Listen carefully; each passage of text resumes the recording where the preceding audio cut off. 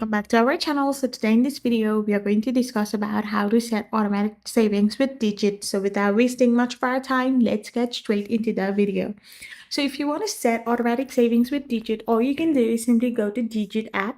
Once you go and download the app or visit the website, you can simply set up your account by logging in into your account.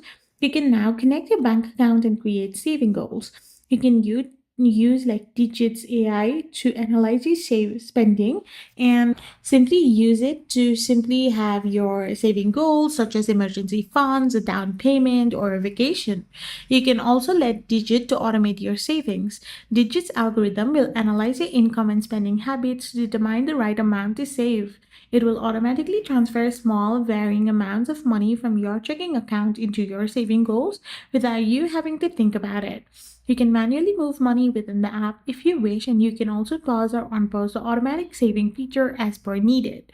I hope you found this video helpful, so don't forget to hit that subscribe button and do give us a thumbs up. We will be back again with more informative videos. Thank you for watching.